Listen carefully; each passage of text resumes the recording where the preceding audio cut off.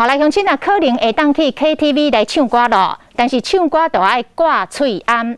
自从这个5月爆发本土疫情，进入3级的警戒了后，8大行业就开始来停业，一直停到今。真侪相关的业者载袂牢，特别倒告咯。传出讲行政院将会针对停业4个月8大行业提出着纾困的方案，原则上是一改性补贴着4万块。经济部嘛要出手来帮忙，要甲防疫的指引送到指挥中心，看是不是会当有条件恢复营业。譬如讲，至少要有60成的员工注过疫苗；譬如讲，室内爱按隔板；譬如讲，唱歌爱挂喙罨。敢会当去 KTV 唱歌？因为疫情较会传出，包括 KTV 在内8大行业可能伫10月初一放零。经济部嘛已经将指引送到中央。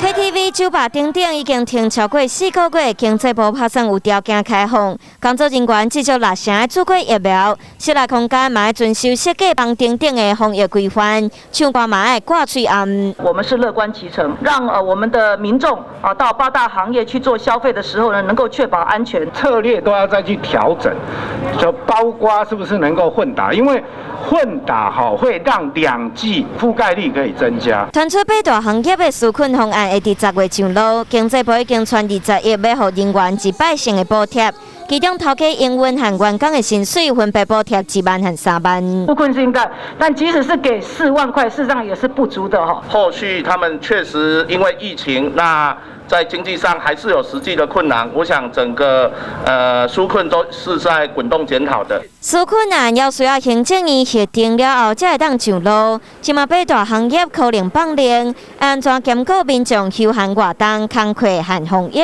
搁一摆考验政府的政治智慧。好来。